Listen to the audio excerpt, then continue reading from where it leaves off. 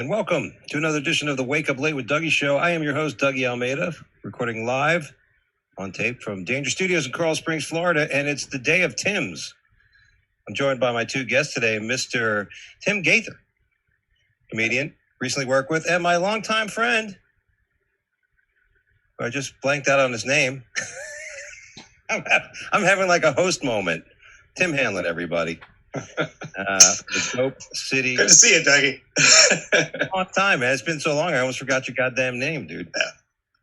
Yeah. You ever do that? You ever do that? Do you ever host a show and you know who the person is? You know them really well. Then just a moment of having to introduce them on the show. You're like, yeah. It happened to me on just last week. The host did it to me. We're in the back, and I get ready to go out to the showroom. He's in the green room smoking weed, and I looked at him. He was a good comic from Dallas, and he's just getting ready to smoke some weed. I said, "Don't forget my name," and he completely blanked on it. And I was like, "You son of a!" That's what it's funny though. That's good. That's what happens. You jinxed him, so you put that shit out there. Yeah, totally. You kind of take responsibility for that one. Yeah. Well, I mean, I saw it coming. I did a podcast earlier and couldn't remember the word censorship. I'm like, where they won't let you talk.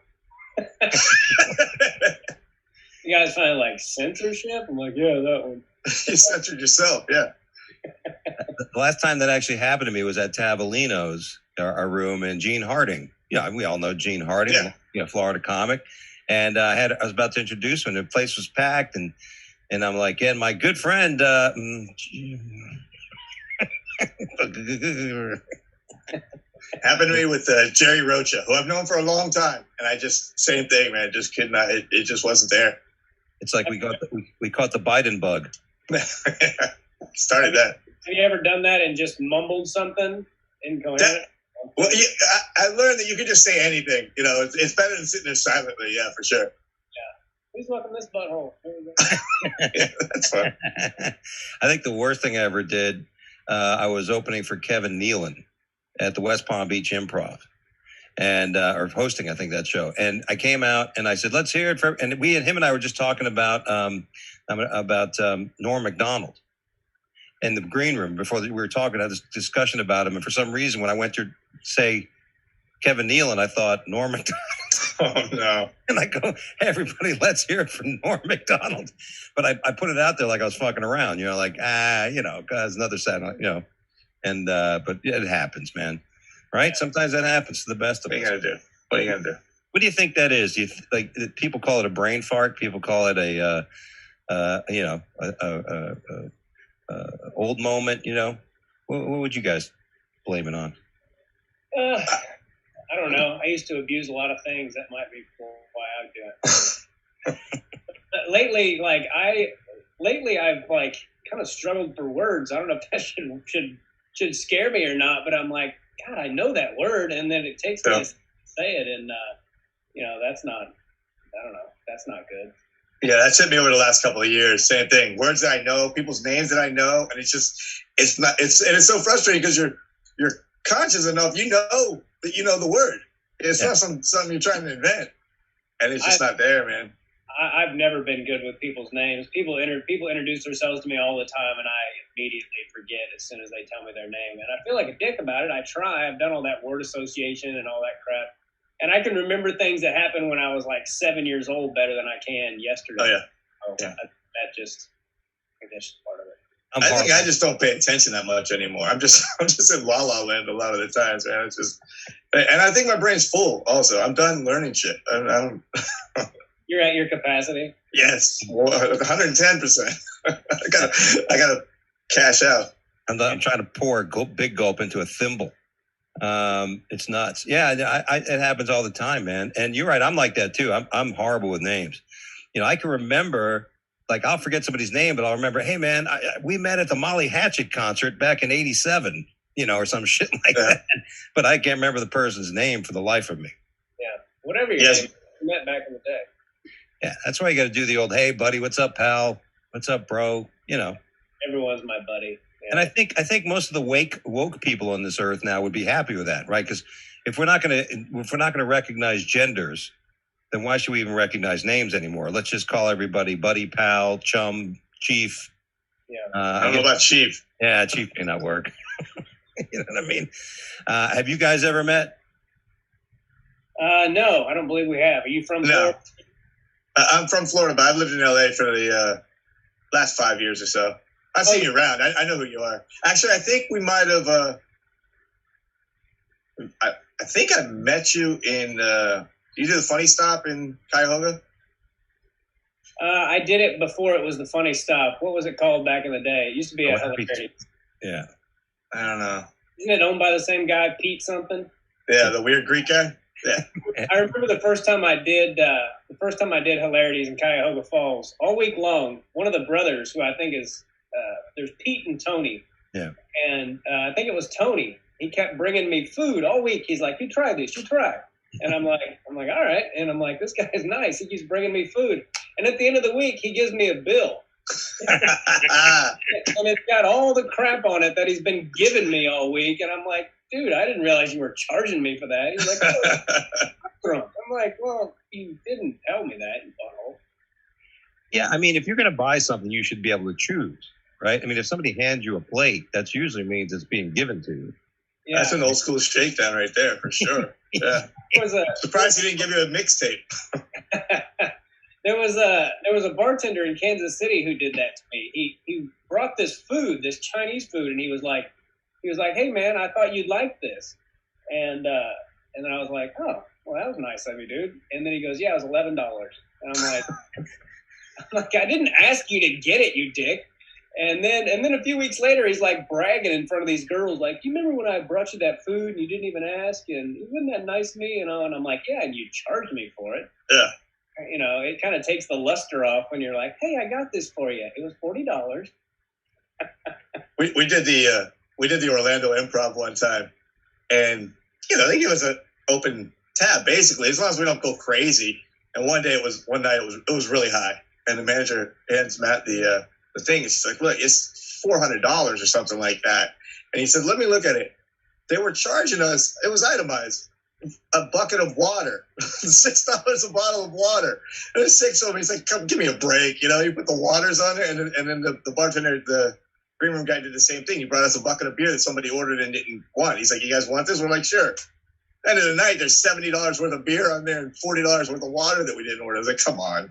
They ripped it up. But I was like, "Give me a break." Wow, yeah, I'm flat out. Sorry, go ahead. No, I was just saying that's an expensive green room stop. Jesus goodness. Right?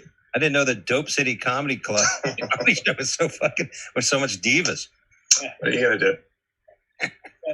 Comedy club prices, man. They come on. Yeah. I flat out. I usually don't get a bar tab at all. I don't drink anymore, but some clubs will charge you, like half price or whatever. And this guy charged me. He gave me a bill and it had like $11 worth of bottled waters on it. I'm like, dude, I just headlined your club. I'm not giving you $11 on general principle. I'll tip your bartender for giving me the water, but I'm not paying for bottled water. So yeah, I don't know how you guys. It drives me crazy. It's. I got a tab a couple months ago for $6. We did a full weekend. He gives me a $6 tab. I mean, just out of principle, just swallow the $6. I mean, give me a break. But yeah, that is nuts. Yeah. That is crazy. Yeah, especially when I stopped working at a club because they charged me for the water. You know what I mean? It was like you had to choose between the clubs, or like geographically 2 clubs are in the same. Yeah. And free water, pay water. Let's see, one person charged. They wouldn't give me a $12 water buyout. Yeah. Hey, listen, either give me a 401k or stop charging me for the water. It's amazing. So now I've known Tim a long time. We've worked together. He used to be in Florida, do our podcast here for many years. And Tim, Gaither, we just met at the Looney Bin in Little Rock, right? And it was interesting because in the Looney Bin, they put you in a house, it's like this little place. And I don't know what Tim, he was the headliner, so he got the headliner room, which had a nice TV in it. Yeah. Right. And the feature room didn't have a TV. It was a nice room. And then the MC, Jay, I'm trying to remember his name. Jay. What's it? Jay Mandium. He used to work at the Comedy Store. Oh, I know Jay. Yeah. He was hosting, and it was so funny because he showed up And like he got there and brings all his luggage in the room. Like about an hour later, he comes walking down with all the shit. I go, well, where are you going? He's like, oh, I'm just going to go to a hotel. I need to use the whatever. And he didn't tell me he was leaving. So next thing you know, I had the house to myself all weekend. All right. And nobody's telling me shit. I'm asking Tim, hey, Tim, you going to come? Yeah, I might come by tonight. I'm like, motherfucker, tell me you're going to come. I'm going to sleep. You don't want to give up his option. Yeah. Yeah, he left that shit open. Yeah. Are you talking about me? Do I sound like that? Well, I'm not, I'm no Rich Little, man. You know what I mean? Come tonight. Motherfucker, I don't sound that way. It was a fun show, man. I remember the first night, it was funny because, in comedy, what I've learned is obviously I don't want to get political or anything. You know what I mean? You try to, not in comedy, dude. You know what I mean? I mean, on the other shit I do, but and I was like, and Tim comes out the first night, and the fucking so funny. He goes, hey, I forgot I don't want to embarrass you or do your voice horribly again, but it was just so funny because it was like the election, or I can't remember what it was, like. It was just, and there was a few people in the audience. You could tell who was red and who was blue in that audience, man. It was just so funny. And I go, oh, this is awesome, man. I'm just so glad, I guess you can get away with that in Little Rock, right? I mean, there's certain things you can get away with in certain cities that you can't in others. Yeah, absolutely. And the older I get and the longer I do it, the less I give a shit, like I almost kind of, I don't like it when they get that way, but I don't know. In my internal dialogue, I'm like, you know what? Go fuck yourself. The crowds are much more sensitive than they used to be. And that's what I loved about that Little Rock show, especially the very first one. Do you remember there was that black girl sitting there and she goes, I love white boys. And yeah. And I go, you love white boys? And she goes, yeah, I love white boys. And I go, good. White power. And she laughed her ass off. Fuck yeah, she did. And that's not, these days, you can't always get away with saying that because my favorite kind of crowds are the ones who know that that's a joke and I'm kidding. I'm clearly not, in the Klan or any of that bullshit. But these days, you have to be careful about that stuff just because people are so freaking sensitive anymore. Well, I was beginning to wonder in about the first 10 minutes of your set. I was like, this fucking guy, this the Grand Wizard. No, I'm not kidding. But you're right, man. I think that, I was just reading today. It's not one of our topics yet, but I was just reading about Sharon Osbourne and what's going on with The View. How everybody's saying how, we talked about it last show, about how the royal baby, little Harry, what's his name? Archie, Meghan Markle and Prince Harry's child. Yeah. And I guess they're trying to accuse the royal family of being racist by saying, I wonder what kind of shade he's going to be. I wonder how dark he's going to be. And I, and somebody brought up a great point. I was watching the show and they're like, listen, even if you have a black couple, and one's light and one's dark, they'll even say, I wonder if he's going to be dark. I wonder if, you know what I mean? They'll even say that. So we have, we have gotten so sensitive, right? Like everybody fucks up every day. Everybody sins every day. But the minute you can point out somebody else or try to point out some shit with somebody else that, and they go and do it, like they just want to do it. Plus, I think people have forgotten what the word racism means. And now if you say anything like, it doesn't have to be racist at all. It can be about race and people are like, that's racist. And I'm like, no, being racist means you hate another person because of the color of their skin, not because you pointed out that black people like sweet soda or some shit like that. Try to find a Diet Coke in the hood. You can it ain't happening. I mean, I don't know.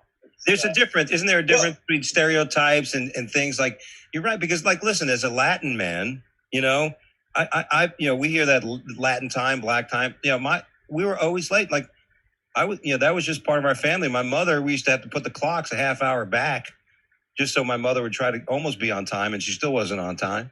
Yeah. And that was just something. It wasn't like how dare you? People just got so fucking uptight about stuff, and you're like, what's wrong? Yeah. I don't know. I miss all of that. I don't really pay attention to the couple of loudmouths here and there. We go all over the country, and like he said, he made the joke about the white power. I find more people will laugh at that stuff than people think. You know, someone will say that it's racist and they'll get upset. But in a comedy club, especially right now where you can only go to Arizona, Texas, Florida, and Oklahoma, it's about the only places that are open right now. People that are actually at the club are, I find them to be less uptight than what is portrayed right now. Because the loudmouths on the keyboards are pointing out, oh, that's racist, that's racist, that's racist. But most people that are out there, I don't know. I miss it. Yeah, I don't right now. You know, they're the ones scared and all that shit, so they don't care. Yeah, exactly. Yeah, the crowds right now are fantastic. I love COVID. Now, do you think it's because, like Tim said, he says he doesn't give a shit, so he's putting it out there, and there's no hesitation. I think when people hesitate, you know, like I have that. You guys know the joke. I have that joke that reference wetback. You know, I asked my wife to get me a wetback, which is a wordplay on wet back. You know what I mean? And I used to, and based on, you know, when I went to the Northwest, you know, the Portland, Seattle area, I thought I would like soften that joke up and say, hey, my wife came home with a guy named Juan instead of Mexican. And my friend Frank Del Pizzo, comedian, says, fuck that. Mexicans are fun. You know, money. It's just a funnier joke when you say it that way. And after that, I didn't ever hesitate. No hesitate. It just came out, you know, and it crushes because of that, because, hey, you know, it's funny. And, who was I just listening to that was talking about racist jokes and stuff? And they were basically saying, look, if you're saying a joke that has race in it, but it's fucking funny, you know what I mean? It's funny. You know what I mean? If there's some somewhat true, I mean, you don't want to be, you know, like negative, you know, I don't know if there's negative racism, positive racism. This is like Lou Gehrig's disease or fucking, you know, but, you know what I'm saying? But you're right. There's a difference. You know, I had a situation at the Looney Bin in Wichita. I said something about Chinese, and the guy got pissed. This Asian kid sitting in the front. And I go, "Are you Chinese?" So after the show, he goes up to me, "Hey, you're a racist." I go, "Why am I racist?"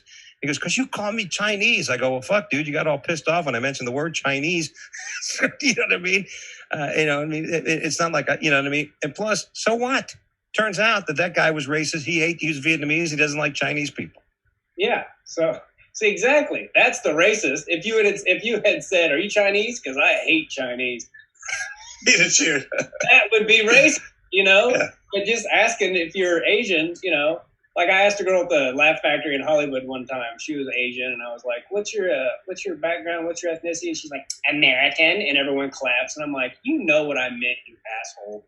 Like, I'm not trying to, you know, be a dick about it. I'm just asking where your family's from, and clearly you're not from. Your family isn't from here. That doesn't mean I hate them for it. You know. It's so stupid to me. Yeah. Well, I think also, like when Tim said when you're in a club and you did the white power joke and you said everybody laughed, it's because the people in the room realize that obviously from the way you presented yourself up to that point, you're just making jokes. Now someone clips that, puts just the text or that one sentence, and they put that online, you lose the whole context of it. That's why I don't get caught up in all this, you know, ridiculous. That's the problem with these social justice warriors. It comes down to, like, anytime they show a video, I don't care who's on it. You know, whenever they show a video, they clip that certain part, and you're supposed to judge what's happened. You don't know what's happened before.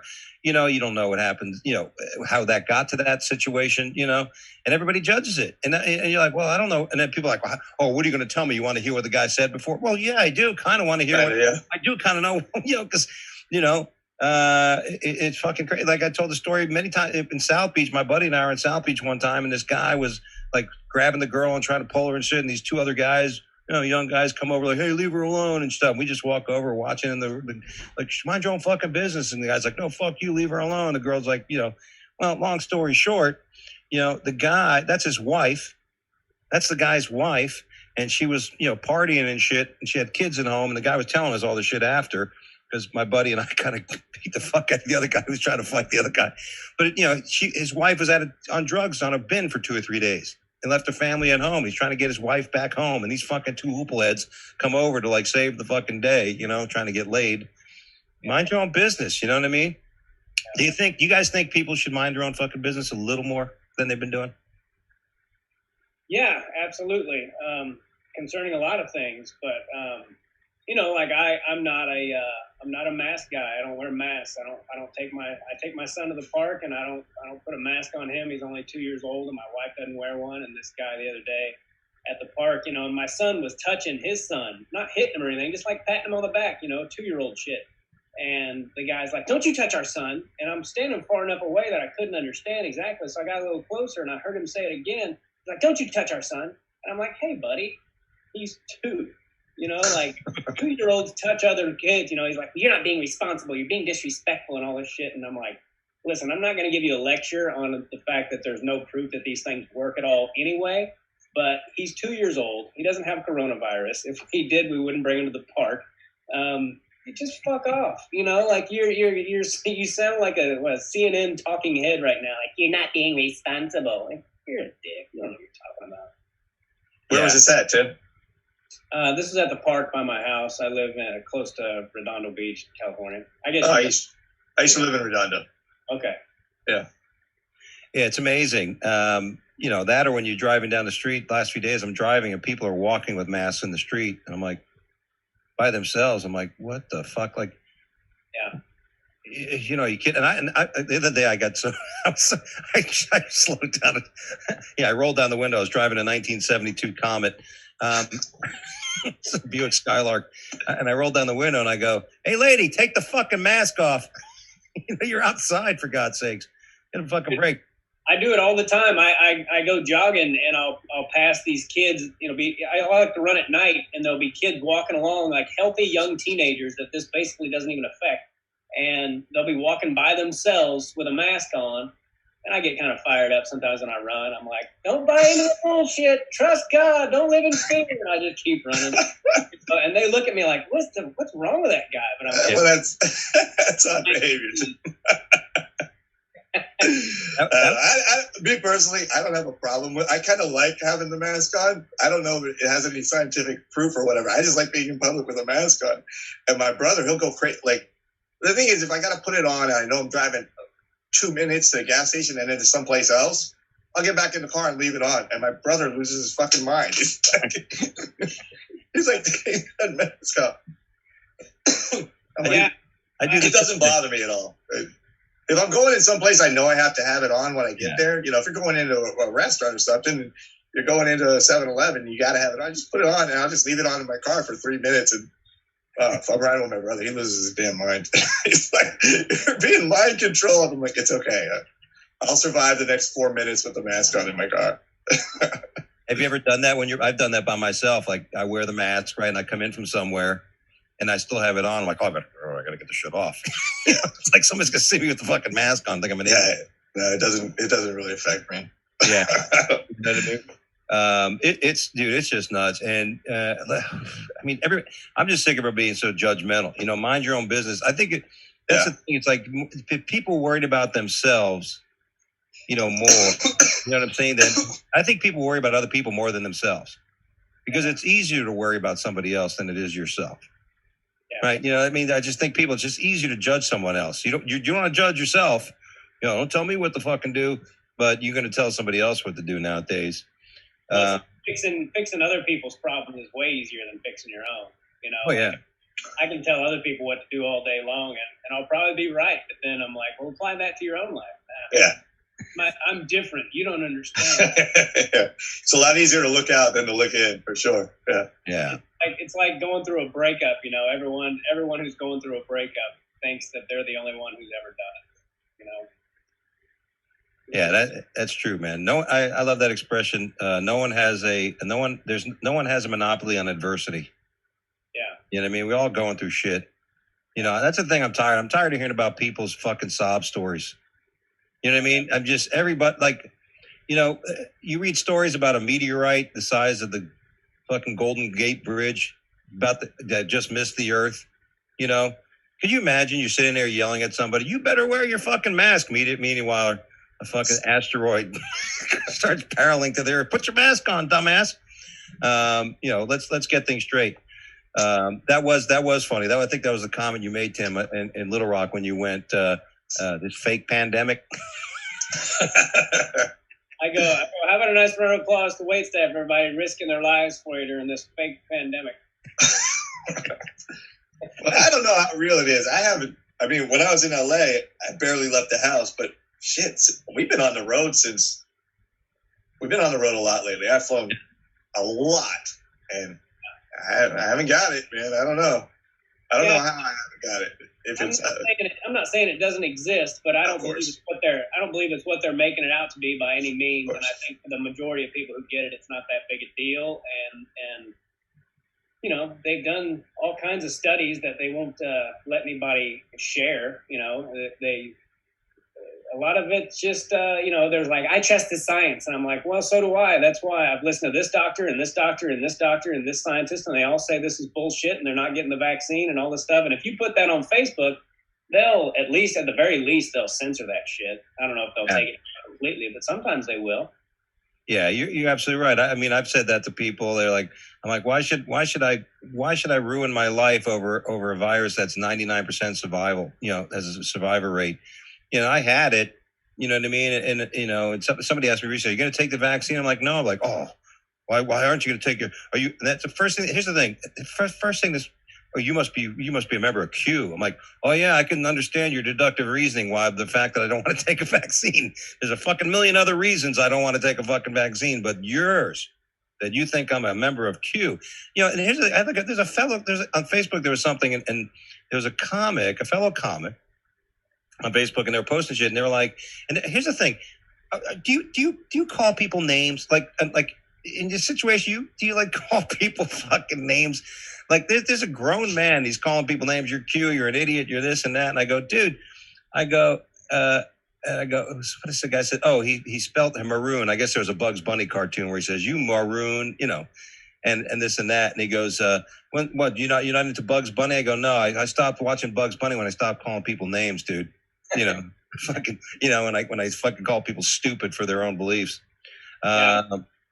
Yeah, you know, like you're never going to win an argument with somebody or even get them to see your point if you start calling them like, you libtard, you Trumpster, you know, like that kind of shit. Like you can't call someone a name and then expect them to listen to your point of view. It's never happened in the history of mankind. Like, yeah, that guy called me a dumbass. Maybe I should listen to him. You know? I am a dumbass. He knows me well. And he makes a good point. Yeah. Yeah. I've never seen anybody do that. That's fucking true, man. That's a thing. You know, Tim knows I've gotten a lot of shit on Facebook, and I've calmed down. A lot of shit. I think I've calmed down though, right now. I guess so. Yeah. Yeah. I mean, Tim doesn't follow my shit anyway. He's too busy. Yeah. Well, that's the thing. That's what gets people to. You want to be the most famous comic in the world? Be an asshole. Do something that people hate, and you'll be an overnight sensation. People click on the stuff that pisses them off. It's kind of weird. Telling the truth these days is pretty unpopular, so that's all you got to really do. Yeah, that might be a good point. People off in 2021, that's for sure. Why not? I think there will be a change. I think we'll see a change in the next few years, right? Where everybody's like a virtue signaling and stuff until it's going to get to the point where people, I think we're going to swing. It's going to be like, fuck off. I'll do whatever the fuck I want. If I want to wipe dog shit on my face, I'm going to fucking do it. I don't care what you tell me how bad it is. I'm going to do what I want to do. Speaking of doing what you want to do, I don't know if you heard the news, but Matthew McConaughey is considering a run for governor. All right. Would you vote for Matthew McConaughey? Well, I don't live in Texas, so it doesn't affect me. But yeah, why not? I mean, I don't know. I don't know anything about his politics, so I can't say whether I would or not. To be honest with you. Well, he's one of those Hollywood guys that was kind of conservative. One of the few people in the Hollywood elites that admitted to being conservative, right? Joe Rogan got heat, right, when he came out and he says he wasn't going to vote for Biden because he was old and decrepit, you know. And that, I love the people who are above that cancel culture. You know, that's the thing. You know, you made it big when you can't be canceled. You know, how many times did somebody try to cancel Joe Rogan for some of this shit? And he doesn't give a like. He's still got his own network. Yeah. You know what I mean? And that's the way to be. And because sometimes when all this happens, you can't help but worry about what somebody's going to think. Right. And that's why when you were doing that stuff the first night you were on stage, I go, oh man, this is awesome. This guy doesn't give a fuck what anybody thinks. You know what I mean? And I was sitting there going, I wonder if I can tell this joke. I wonder if I can tell that joke. You know what I mean? Yeah. But I think a lot of people still dig that. They still dig a guy that will just say whatever he wants to say. You know what I mean? There's, like I said, there's the people that get tight around it, but a lot of people still they like to be shocked a little bit or not be so coddled, especially in a comedy club. You know, I mean, Joe Rogan has a huge amount of fans. Howard Stern has a huge amount of fans because he pushes the envelope. You know, and I think especially right now when they start censoring fictional characters, you know, it's like how are you going to write a movie where everyone's nice to each other? You know what I mean? How are you going to write a part for a bad guy? Yeah. Well, for a white guy, I talk a fair amount about race in my show, and there's some stuff in my act that I used to like. Like if the show wasn't going well, I could bring up this certain joke about race, and it would always get a laugh. And now it's like totally hit and miss, and I think that's because of the last few years of the news telling us every day what a racist country we are and all that shit. I'm like, how can you say we're so racist? We had a black president who had a 70% approval rating in the beginning. So maybe this isn't the Klan haven that you think it is. Yeah, that's the part that's disheartening about the way Americans are portrayed right now, especially where it's so much, you know, racism is so emphasized right now. And it's like, you got to look at it, just numbers alone. A lot of people that voted for Obama voted for Trump. You know what I mean? Just on numbers alone, there had to have been 6-7 million people that voted for Obama that wound up voting for Trump. And it didn't make every one of them, they didn't automatically join the Klan. You know what I mean? There's a lot of Trump voters that aren't the most racist people in the world. And as long as the country's been divided like that for the last 4 years, where it's portrayed everyone that voted Republican is the worst person on earth, it's like, it just doesn't make sense. Trump got more minority votes than any Republican candidate since 1960. And, you know, a lot of the people on the left or whatever you want to say, they'll bag on those people like, oh, they hate themselves, or they're an Uncle Tom, or they're this or that. And I'm like, that is just as off as calling them something racist. You know what I mean? Like to just decide that they can't vote a certain way because of the color of their skin. How do you not see that that's racist, you dumbass? You know, yeah. But they don't. They're just like, no, I'm on the right side of it. CNN told me I was. Like. Yeah, it's amazing how people like to label, and I mentioned to somebody once. Labeling is basically like a racism. You know, you're trying to quantify, you know, somebody or just sum them up to a one or two little aspects of their persona, and you know, why would you do that? You know, it just doesn't work that way. You know what I mean? You know, why am I not getting a vaccine? You know, well, because I'm not a member of Q. No, I'm not I'm not an anti-science guy. You know what I mean? I had it, you know what I mean? And like you, I've been all over the place. You know what I mean? It's not like, you know, and you know what, if I had it and the way I had it, I'm not going to put that shit in me. You know what I mean? If I don't need to. I never took a flu shot until this year. I mean, everybody says you get your flu shot. I never took a flu shot. You know, I didn't. I took one this year in November. I got a shot the first time in years. So it's not like I'm this. I just don't. You know what I mean? I'm a self-preservationist. You know what I mean? So if you think the vaccine is going to save my life, you would think I would take a vaccine. So if I'm a self-preservationist, you know what I mean? When I go to a gas station at night, I don't go right to a park and get my gas. I drive around the damn thing. You know what I mean? To make sure nobody's hiding behind a bush that's going to try to rob me and shit, you know, or juke me. You know what I mean? I've never done that.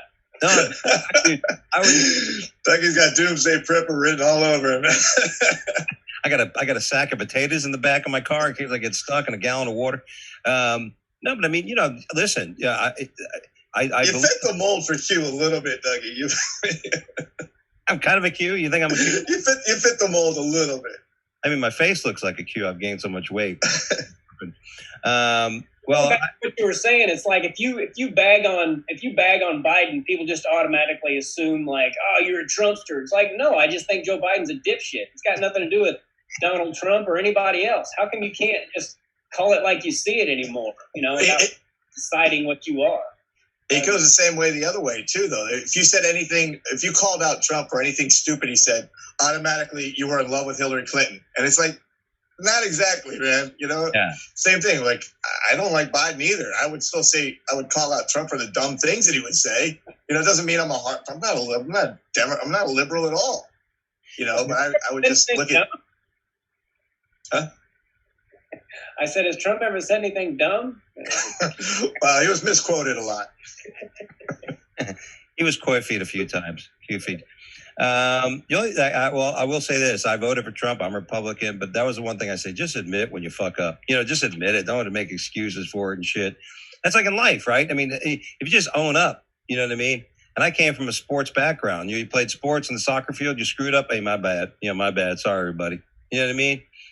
But I think that's almost where we're at. I think people are so fearful of looking stupid, looking inadequate and failing that they will not admit when they fuck up. Yeah. You know what I mean? It's almost like a comic who thinks they kill every time, right? When they go on stage and you're like, do you understand what fucking killing is? You know what I mean? I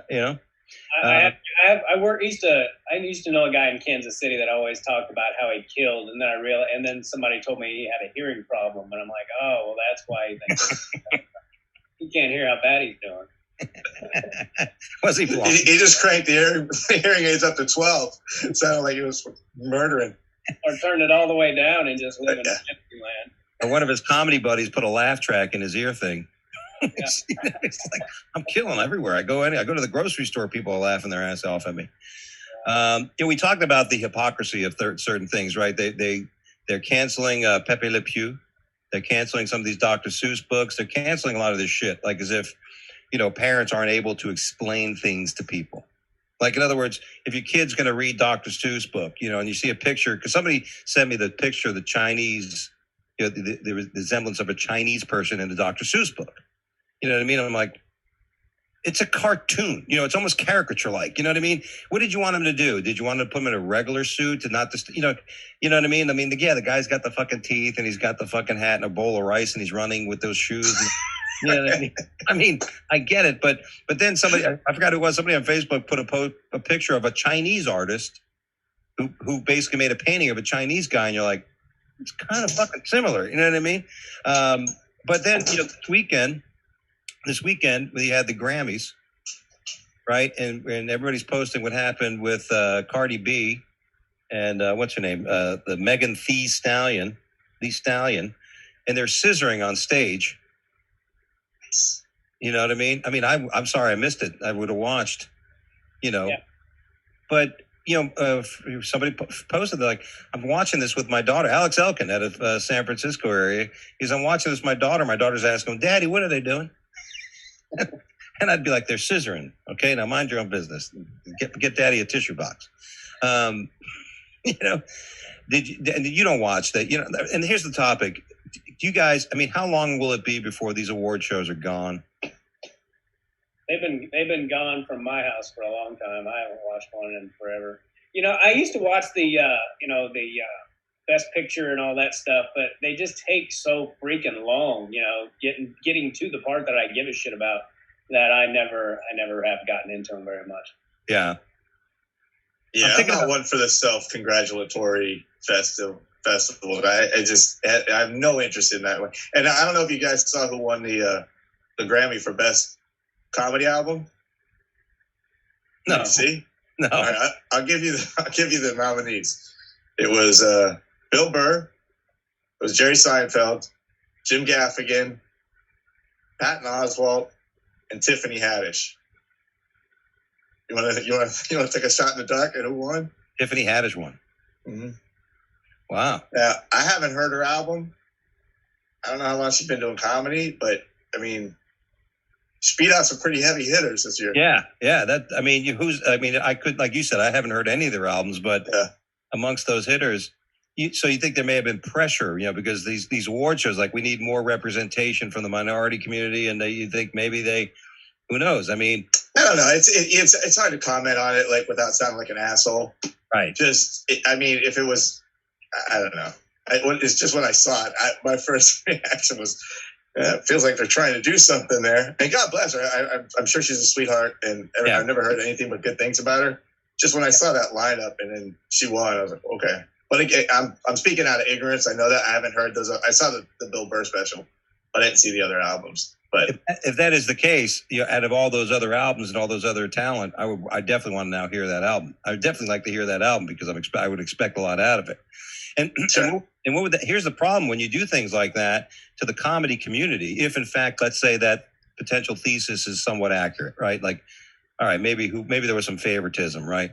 If in fact somebody's going to get that album that's never listened, I got the best comedy albums out there, I'm going to go get it, and they listen to it, they're like, oh, you know what I mean? And then their friend brings over a Jim Gaffigan album or Seinfeld, whatever, and they're like, holy shit, who the fuck voted for? You know what I mean?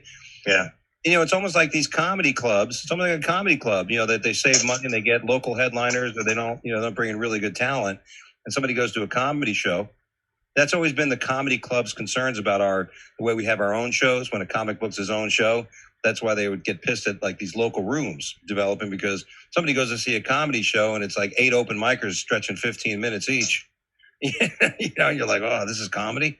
I couldn't. I'm friends with Tiffany. I didn't realize she won a Grammy until my friend told me today. But I didn't. When he told me that she won, I didn't realize that it was. I thought she did some musical thing. I thought the Grammys was only about music. I didn't realize that they did comedy albums and shit like that. Yeah, no, it was for regular comedy album. It was up against like Bill Burr. The one for Burr it said Paper Tiger, which was the same title as his regular his video stand up. So I guess it was just the audio version of it. Speaking of Bill Burr, did you? He caught. This is amazing. He catches heat because he ends up doing a presentation, and it's kind of funny because let's face it, Bill Burr's funny. You talk about somebody who doesn't give a shit what the fuck he says. You got to love this guy, because there's a guy that's past being canceled. He's another guy that they're trying to cancel, and they're trying to cancel because he stirred some controversy by stating feminists are going nuts because he's announcing a Latin album, music album. Why do you have a white guy? You gotta have Ricky Martin give it away. Yeah. Why wouldn't you get a guy, Spanish guy, or maybe have George Lopez if they're gonna have a comic giveaway? You know what I mean? Like, there's going to be somebody who's going to judge that. So he called it out when he was up there, because I'm sure there's some. And he seems to have, like, a few weeks ago back, he said something. He was talking about when he did Saturday Night Live. You see the thing when he did Saturday Night Live, and he was talking about women and shit, and so he goes against. He was like, these women you got these fucking women are going to probably say, hey, why have a white guy giving away a fucking Latin album thing, and people are pissed about that. You're like. And if you are one of those people that gives a shit that a white guy's giving away a Latin award, maybe you're the racist. Yeah.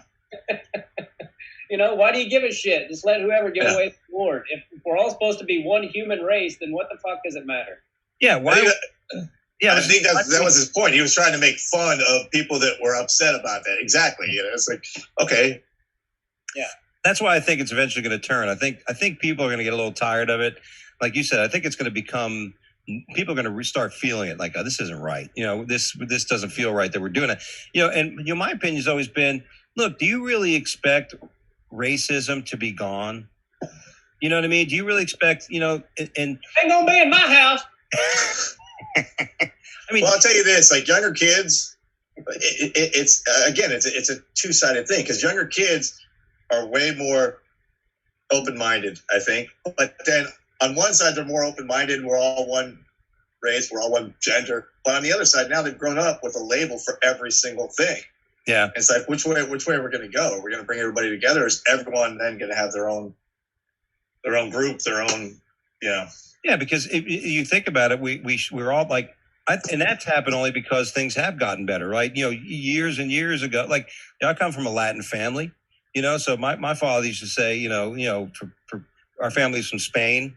But he would refer to, let's say, people from Central America as like Indian Spanish, and even that, but people say that was bad. He goes, no, it's not. It's basically, when you think about it, it was the merger of those folks, like the settlers coming from Spain, coming in there to an indigenous population and mixing with it.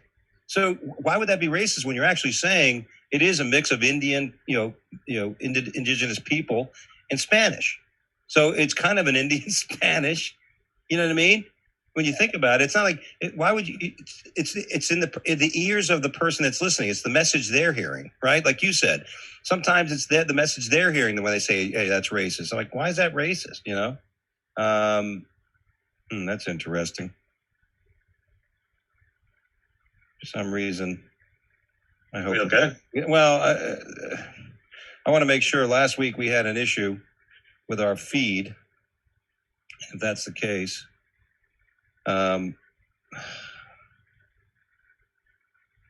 Yeah, something happened with it again. Did you get a chance to talk to Tiffany since you won, Tim? You said you're friends with her? Yeah, I am friends with her, but no, I haven't actually. I haven't talked to her in a few months, actually. Okay. No, it was. What was it? Wasn't it like this weekend?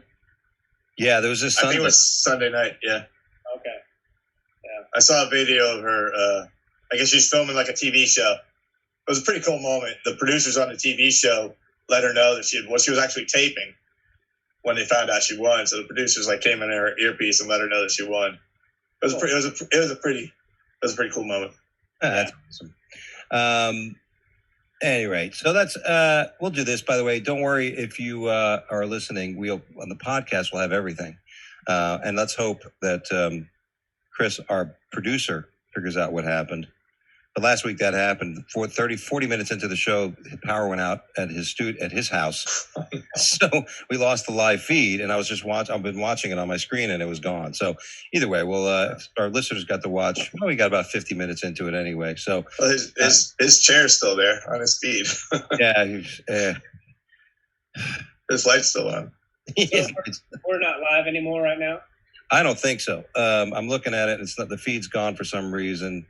Are you doing it on Zoom? Because I saw something like they were going to start cutting people off at 40 minutes. Is that true or not?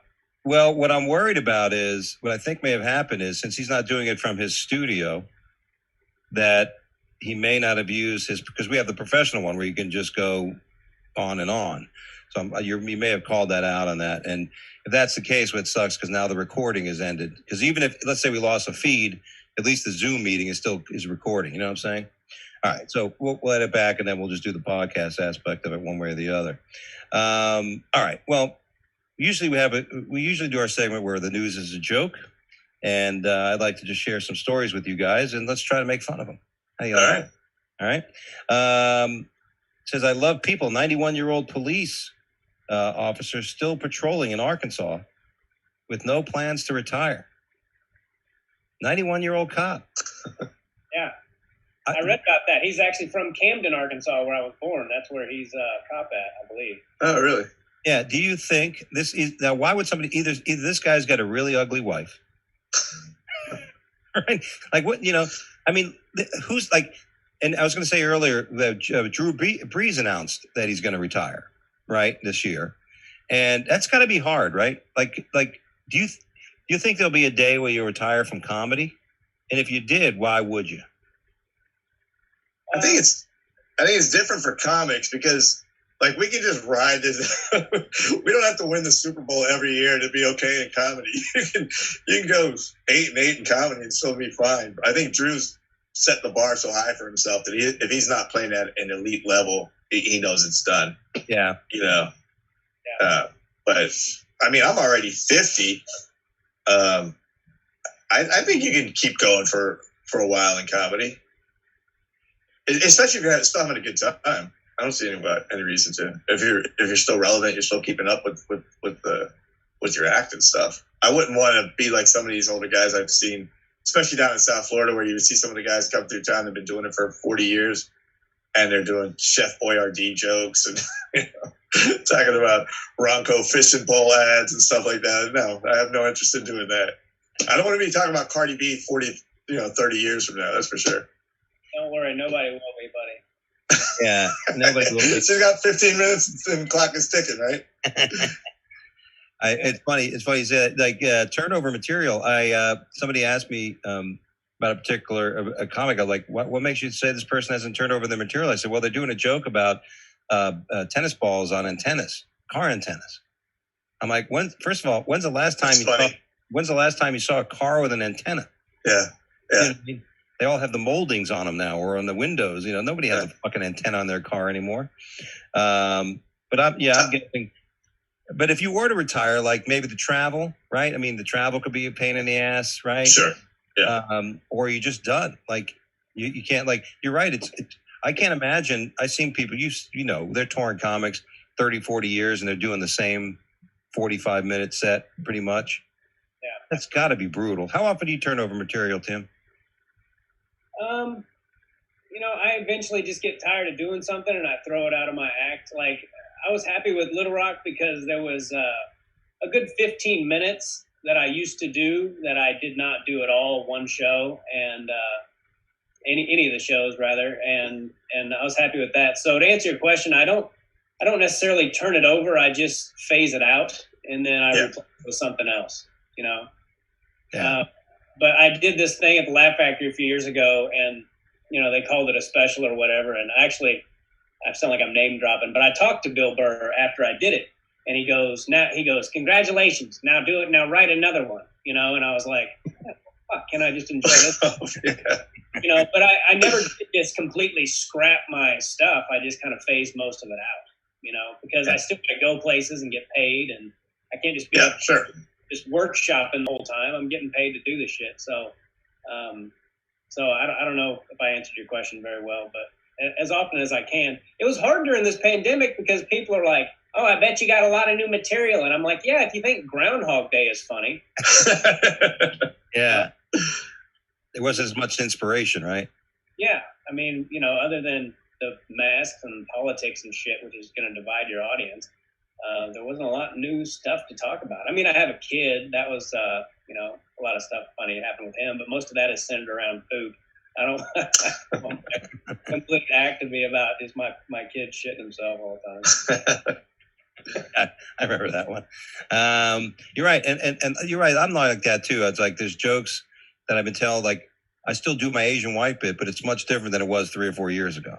You know what I mean? There's newer stuff in there, and but there's some of the things are still in there. You know what I mean? And you're right. And turn it, just keep building on it and building, like you said, but here's a funny thing. Recently, and Tim Hanlon, years ago, remember when you and I talked about going back, starting doing open mics? Mm-hmm. Remember there was the old Catskill Comedy Club, Fort Lauderdale Comedy Club? Yeah. And I stopped going to open mics, and I just started going. I pulled out my old book, and I started pulling old bits out, that never really worked. Yeah. And then all of a sudden it works. You start, you have a new eye on it, a new view of it, a new feel for it. And you just start doing bits that never did before, never really took off. And sometimes you can have a joke that you've been doing for years, and you hang on to it, even though it doesn't get the best laugh or whatever, because there's something better to it.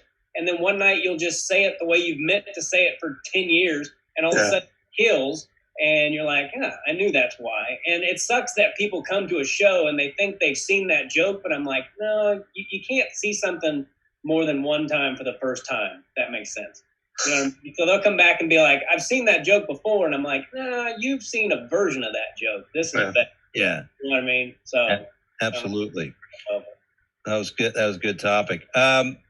Florida man pulls out dank gummies instead of his ID after nearly hitting a gas pump, deputies say. Florida man stories. You love these, Tim. I saw that article, and you know what pissed me off about it? It said he nearly hit a gas pump. How else do you get gas? I've nearly hit every gas pump I've ever pulled into. You're only a foot away. What was he, 8 inches? What alerted anybody out of that? And then the cop said he was trying to help him. Were you trying to help him when you showed up? Yeah. Tim's a little anti. Hey, this guy nearly hit. Yeah, I remember the cop, but I just like I like the fact that he nearly hit the gas pump. We need to call the cops over here. Like, whoa, are you calling the cops on every person that's gotten gas today? Well, they also said like 500 milligrams on the edible, and I'm like, Jesus, where's this guy shopping for pot? 500 milligrams. Yeah, and you look at his mugshot. He looks like he took all of it. He was definitely messed up for sure. Yeah, he was fucking high. And then the whole article goes through how he had this bag of gummies and that bag of gummies and almost everything, and he was charged with possession of marijuana and cocaine. It's like they never mentioned cocaine in the whole article. It's That's just right. funny that he had gummy bears on him. Which is really the only illegal substance when you think about it. I mean, if you're a cop and you're arresting a guy for having weed gummies in his pocket, I mean, come on, man. It is kind of stupid though. Like when you go to pull out your ID and you. That's funny. Yeah. I mean, who has two pockets, bro? 2 pockets. You got your gummy pocket. You got your ID pocket. That's Come right. on, man. That's right. And never put your cocaine with your cash. Because you'd hate to be sitting there going to the store, only getting a fucking bag of cocaine falls out on the counter at 7-Eleven. Never once have I been like, is that my license or a bag of weed? You'll find out. Texas man drove BMW dealership loaner car to rob bank. Tried to use the stolen money to buy the BMW. In other words, I'm going to take this car for a test drive over to the local bank. I love that, actually. I love that article. That guy's kind of my hero now. What cracked me up is how they said he came back to the dealership waving his money around. Like, look what I got, make it rain, Yeah. Let's get them leather seats. Let's get that upgrade. And it was only like $3,000. He's buying like a $50,000 car. You know what I mean? Well, they said he asked for $100,000, and he showed up with 3 and 5. So he showed up with 8. Yeah. Did he go on a spread spree before he got back? I think he asked for $10,000. That part I was a little disappointed in. I'm like, you're gonna rob a damn bank. Rob a damn bank, man. Well, most teller drawers don't have more than 3,000 or 4,000 in each of the drawers. I probably shouldn't be giving away these bank secrets. Yeah. But back when I used to work at a bank, they said, don't tell anybody about the die packs and shit. You know what I mean? But usually there's not more than $6,000, $7,000 in a drawer. And if they do, the tellers are always supposed to keep that shit cleaned out because, they get robbed. How much you have in there? $12,000. Oh, shit. Yeah, they get fired. Yeah, that is great, right? I need a BMW to go rob a bank, man. I didn't know that you can just go to a dealership and they just let you take the BMW on your own. Yeah. That's another weird thing. Like they just let that guy drive off with a loaner BMW. And here's my point. If he's going to go rob a bank, why the hell did he just rob the car? And then he took the car back to buy it? None of that makes sense. This guy doesn't think things through at all. He already had the car. Not the brightest criminal. Teacher convicted of pouring liquid nitrogen on student's groin in Illinois. First of all, if I'm a student and my science teacher says, lay on the ground, Doug. I'm like, no, dude, that's okay. You know what I mean? Did you watch the video? Yeah. And the kid fucking... Why is he two culpable parties here, I think. Yeah. Yeah, why is he pouring it on his pecker? You know what I mean? I don't know. Well, I don't think he meant to, but at the same time, it's like, dude, you didn't see the writing on the wall there, what could happen pouring liquid nitrogen on someone. And he said I meant to pour just a little. Pour this whole thing out. How much liquid nitrogen can you take on a 16-year-old's chest? It's like, what kind of plan is that guy doing? I don't know. He was trying to kill the Terminator. The jury took 4 hours on the deliberation. I'm like, what took so long? It was stupid. All right. Yeah. Where did that take? Where was that? Illinois. Okay. Yeah. I thought it was more normal up there. Science teachers are always the weirdest. Like, if you're thinking back to school, who was your weirdest teachers? It's definitely science teachers for sure. Yeah, they're always, they're always just, in psychology or philosophy or psychology, because psychiatrists, there were always these counselors that couldn't get regular work, so they started teaching psychology and shit. And they would try to, in the middle of the class, they try to give you, an examination and shit. I didn't take any of those gay classes. Hey, what you got wrong with gay there, Tim? Maybe I like gay classes. This is how you live. I just pissed off somebody, I'm sure. Oh boy. We're not live anymore. It doesn't matter. I think we are. Okay. Our Christopher, our producer, who just got back from taking a bath, looks like on our screens. Are we live, Chris? Are we still live on Facebook? It's not on my Facebook channel. Yes, we are. Really? Oops. I'm watching it now, yeah. You watching it on Facebook? There it is. Oh, my God. That's awesome. Well, I don't know why it turned off on mine then. You guys probably got real loose with the conversation, thinking it was offline. Oh, yeah. We started calling people out and shit. All right. That's good. I'm glad we didn't lose it.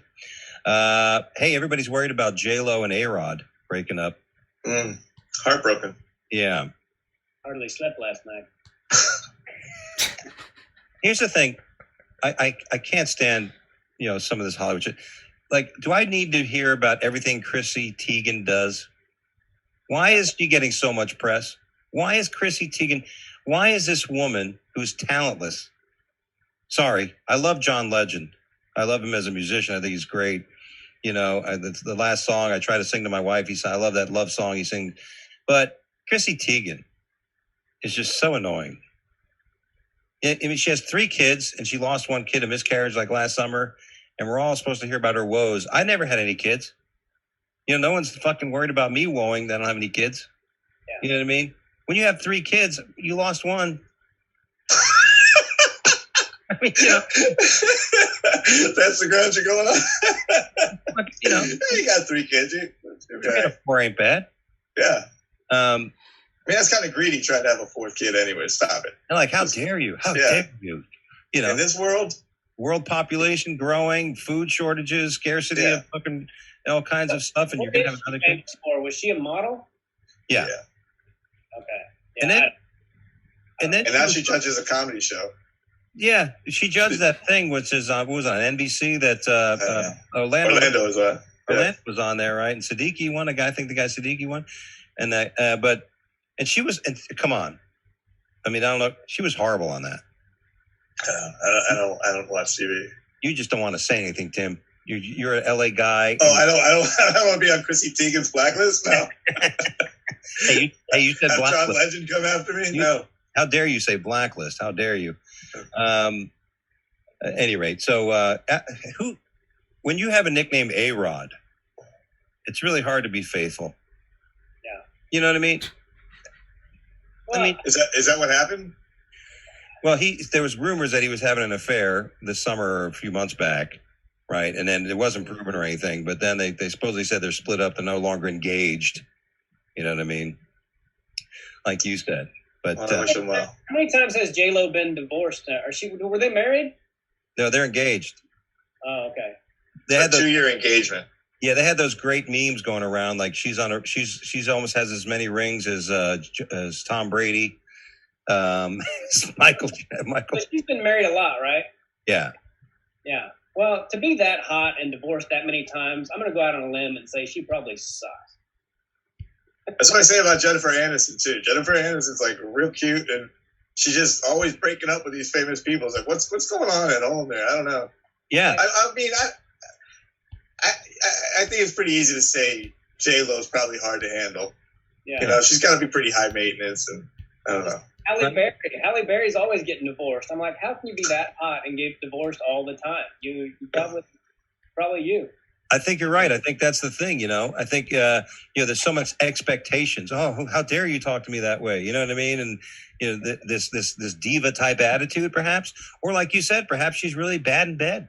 I would believe that with Jennifer Aniston. I really felt that way for some reason. She just looks like somebody who looks pretty. And, it's like when a real big tough guy can't fight because they've gotten away with it. Real hot chicks don't have to worry about, they don't have to work that hard for it, and then after a while, like any good looking girl, like, the old saying is, how many days can you eat lobster in a row before you go have a hamburger? You go have sex with some girl who's a waitress at the local strip club. Wait, have sex with a hamburger? Yeah, I stick my dick in a hamburger. I put it between 2 buns and some ketchup. That was the back in the days of going to strip clubs. It wasn't the strippers. It was always the cocktail waitresses. Yeah, that's where it's at. That's the low hanging fruit. I wouldn't know. I don't go to places like that. I never will. That's because you're from Arkansas. I wouldn't go to an Arkansas strip club. Get out of the States. I'm from Arkansas. I grew up in Kansas. Okay. Oh, that's better. Yeah, but yeah, I bet that I don't know if the Arkansas strippers would be, You got to be pretty hardcore if you're going to an Arkansas strip club. I don't know. Well, so Arkansas is one of those states, and I'm not just saying this because I was born there, but a lot of southern states get just a bad rap because, they just do. They get called stupid and all this shit, and that's not the case. And you're always hearing about how racist they are and all that shit. And you see more interracial couples in the South than just about anywhere. I just think that's a negative stereotype that, is one of those stereotypes that's fine for everyone to have, but if you have one about something else, you're an asshole, but anyway. I think you're right on that. This was a racist situation. Did you guys hear the video? High school basketball announcer blamed N-word comments on diabetes. Yeah. Did you see that video? Yeah, I listened to it, and that was not diabetes. That was racism. He was pretty lucid right up to the N-word. Right? It's like right after effing. Yeah. He was pretty loose with it up until he got caught. Then he was yeah. What was his comment? Oh, look at these guys' knee and look at these effing Oof. They're all taking a knee. I hope they get there. It was very loose. He was very aware of what he was saying. Yeah. Oh, that was brutal. Dude. God. He's talking about high school girls, by the way. Yeah. It's a high school girls team. That's what this guy had in his heart. It's like, come on, man. And, that's the thing that makes you, like, first of all, if you have a microphone in front of you, like every time you hear these stories about the hot mic catches somebody saying something, you're like, the only thing I've ever done stupid is one time we were doing this, right, live on Facebook years ago here in the studio. And, we turned to, and that's the end of the podcast. And, of course, I turned off the recorder for the podcast. But the line was still going.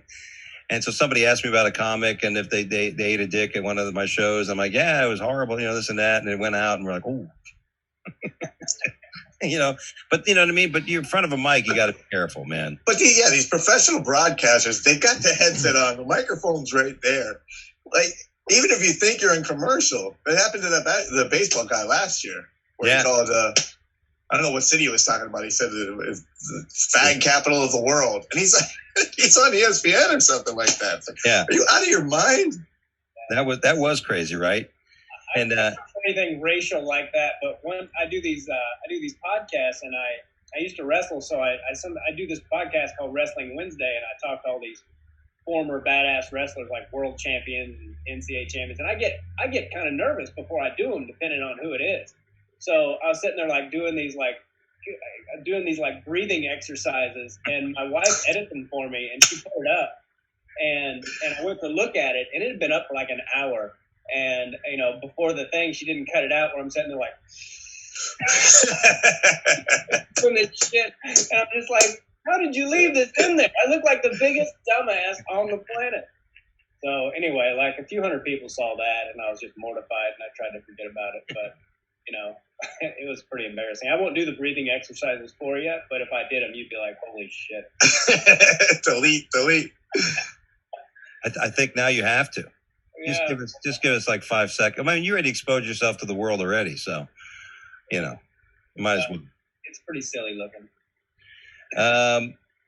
I get that. Speaking of looking silly, airline passenger faces federal charges with possible $250,000 fine for refusing to wear a mask and urinating in the cabin.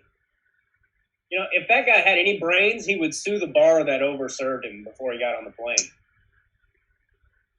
Yeah. It's these weekend warriors that get on, that fly, and they don't think about it. It's 6 a.m. He already had 4 shots and 3 beers or something. It said like that, waiting on his plane. And then you're stuck in a plane for 4 hours. Not a good move, dude. At 6 a.m., the bars are open at 6 a.m. in the airport. Airport bars are open, yeah. Oh wow. Huh. I had a little excessive to get on a plane. I kind of had that once where I had to go to the bathroom. We were getting ready to land. And I was sitting there like, oh, I can't, I'm gonna end up pissing myself. And the stewardess says, "You can't get up. We're on a descent." I'm like, "Well, I'm in my own descent. I'm about to have to put my piss descent all over the seat." You got to use a little bag. It's in the chair back. Yeah, piss into the barf bag. Yeah, do what you got to do, bro. Have you ever done that? Have you ever pissed in the bottle on the road? Like yeah, for sure. Yeah, piss bottle. Yeah. Now, I've tried this once, and it went bad. It really fucking went bad. Now, mind you, I was trying to piss into like one of those little like soda bottles. It wasn't like you need like a Gatorade or something. Yeah, you need a Gatorade bottle, right? Can't use a Capri Sun. I'm trying to stick my dick in that hole. But that's what I try to. And mind you, I wasn't driving. You know what I mean? I had a fucking piss. I'm like, so I'm sitting back. So I'm all right. Let me do this, and I'm trying to put my pee hole right there up against that thing, and of course it started. And then the minute I relaxed, the pressure and it slipped and I've been fucking all over the back of the head. The guy driving and everything. It was really bad. Rookie move. Yeah, I won't do that again. Yeah, all you got to do to pee on the road is pull over and open your door and act like you're looking for something, and just be leaning over and just pee. I've done that 1,000 times. Act like you're changing your tire. Yeah. You know. Then a cop will pull over and want to help you, so you don't want to do that. Actually, it was just yesterday. I was driving down I-95, and some guy right there on Glades Road. It's it was like 4 o'clock, 5 o'clock. The guy pulled over, and he ran to the garter right there and just started pissing. When you got to go, you got to go. And if a cop pulls you over, what are you going to do? Look, I had to piss. You got to finish. Yeah. I got to piss. You know what I mean? I got to piss. What am I going to do? You're going to give me a ticket for urinating on the street? Well, a lot of cops are dudes, so I've just told them. I've had a cop pull up behind me when I'm doing that, and the guy didn't realize I was even pretending to look for something, or he didn't realize I was peeing. He just thought I was looking for something, and I just volunteered the information. He's like, "What are you doing?" I'm like, "Man, I had to pee," and he's like, "Oh, okay." Guys get it, and that's part of the beauty of being a dude. You can just pee wherever you want. I bet that 91-year-old cop, he's real sympathetic. It's like, I get you, bro. I get you. That guy pulls you over while you're peeing. He's like, I said, okay if I pee? He's like, I'm peeing now. Yeah. He's wearing a Depends. Yeah. He's got a bulletproof Depends. Yeah. I'm wearing my bulletproof Depends. Did you see the picture of that guy? Like, God bless him. Good for him for still hanging in there and staying busy at 91. But he had his utility belt right under his tits, and he looked like if that guy pulled me over, I would think I was getting pranked or something. I would take him home. I was like, you surely should not be out right now. Give me your gun. What's this? The hospice division of the fucking LAPD? Do you think he still has a gun? Oh, wow. He has to, right? If he's a uniformed cop. They probably don't even let him drive one of the new cop cars. They probably give him one of those the safety vehicles, the patrol vehicles without the sirens on top and shit. Yeah, they just paint it. They give him a toy gun. Yeah. The orange thing on the end. Yeah. Oh my God. Well, it's been fun, gentlemen. All right. Nice having you here on the Wake Up Late with Dougie show. I want to thank Tim Hanlon and of course Tim Gaither for joining us here on the Wake Up Late with Dougie show. It's been great, and the Dope City Comedy Tour all over the place, bro. Congratulations. That's right. It's an awesome tour, and you guys are doing great. And where's next? You guys got a whole bunch of shit coming up. Going up to Wisconsin, Appleton, Wisconsin, Skyline, great club. Yeah. And then we hit Texas. Man, have you been to Austin yet, Tim? Lately, it's going crazy over there. Oh yeah, how so? Just shows popping up. The comedy club they're closed, but they're doing shows in all the venues there now. It's pretty fun. A lot of people are moving there. A lot of people are heading over there to move. I think people are kind of staying there. I don't know if they're moving there. People are there, but I don't think they're going to. I mean, as soon as LA opened back up, people aren't going to be. You're not choosing Texas over LA. Yeah, I was wondering, do you think people are going to be heading back? Because we had a lot of comics come here, right, during this. A lot of people, Jimmy Schubert moved down here to Delray. We got New York comics coming down here, and I'm moving. I don't know if I told you, I'm moving out of Florida. No, where you heading? I'm Greenville, South Carolina. Oh hell yeah! Okay. Yeah, beautiful. You're buying 47 acres after you sell your house in Cold Springs. I can walk around and piss. You're gonna buy a 17-bedroom house. Actually, I think the idea is we're going to buy a nice little house, and I'm going to probably come back down here next year and buy a little place. I think I'm going to find an Orlando or somewhere a little more central, but to keep my residence, just keep the Florida residency for tax purposes. And the wife wanted to get the hell out of here. My wife was sick of the hurricanes and sick of the heat. I'm like, honey, the Miami Heat's playing pretty good, and the University of Miami Hurricanes aren't that bad either. But I'm doing it for the wife. All right. And but I'm looking forward to it. I'm like, nice. That's a good centrally located place, sure. You know what I mean? And but you guys have been great. And Tim, you got anything coming up you want to plug? If you my website's timgaithercomedy.com, but I would rather people go to my youtube.com/Tim Gaither, and check out my podcast there, The Positive Pessimist. And that's about it for me. I'm trying to write a book right now, and I've got some dates coming up, but it'll all be on the website. So awesome. Yeah. By the way, guys, Tavolino's, my show that we had running weekly for 4.5 years, will come back on May 12th. Nice. The month. So if you guys are back in Florida, we'll have you guys down. Bring you guys down for some shows. Hey, I know you got to go, but are you close to? Do you have a show in Miami? Is that what you said? Yeah. Okay, I'm actually going to go to Miami just to hang out with some buddies in May. So maybe we'll figure something out if I have time. Well, dude, if you're here on May 12th and around that time, let me know. Okay, well maybe I'll I'll figure it out. Yeah, let's do that. That's gonna be our first show. It'd be great to have you down. Anyway, guys, thanks so much for joining us on the show. Safe travels to you guys. Stay well and safe. Right. And to our producer Chris, we good? Howdy, gentlemen. We are good. So you're saying we didn't lose feed? Everybody got to see us because we all got naked when we thought we lost the feed. We were showing each other's dicks and everything, and we're having a dick contest. A little helicopter practice for all you guys. Yeah, we try to see who can spin it the longest. You know. But all right, well that's all we got. And by the way, no show next week because I'm going to be in Naples with Ahmed. So we're going to be touring around a little bit. I don't know. I might be able to do it. I doubt it, but we can't do it. So unless we do it, we can't even do it Monday because we got a show at the Tin Roof in Del Rey and Monday, which is a fun venue. So tell Ahmed I said hello. I like Ahmed. Will do. Definitely, he's a great dude. And by the way, guys, thanks for following us. Follow us on Instagram at Wake Up Late with Dougie Show and on Twitter at Wake Up Dougie. You can follow me at Dougie Dangerous on Instagram. And I've been kicked off Twitter, so my new handle is Funny Fiduciary. At Funny Fiduciary. So why'd they kick you off Twitter? Because this libtard trolled one of my comments, and then this is true story. So she's saying all shit to me. I'm like responding, like I'm sticking to the debate. She's making fun of me. I'm trying to stick to the debate. She's making fun of me, and I go, you're lonely, you're this, you're fat, you're this. And I looked at her photo. I go, honey, I borrowed a line from Rich Voss, and I said, honey, I would step over your naked body to blow Freddie Mercury's corpse. And she reported me, and that was good enough for Twitter. Huh. Well, I did that to you. I think you deserved it. Yeah, well, Rich Voss is like, that's what you get for stealing my fucking line, asshole. You know what happened to me the other day? I put like 3 jokes on Facebook, and then I'm scrolling through, and I see people have copied and pasted it onto their timeline and didn't even give me credit for this shit. I'm like, That's how we're playing it now, you fuckers. Yep. Hey, by the way, while we're on the joke thief, let me say, I recently found out that somebody I know really well was telling one of my jokes in Florida. Wow. So I confronted the person. I said, hey, man, I heard you telling that joke. He goes, well, I've been telling it for a couple of years. So I sent the video of me at the Hard Rock Improv doing it in 2013.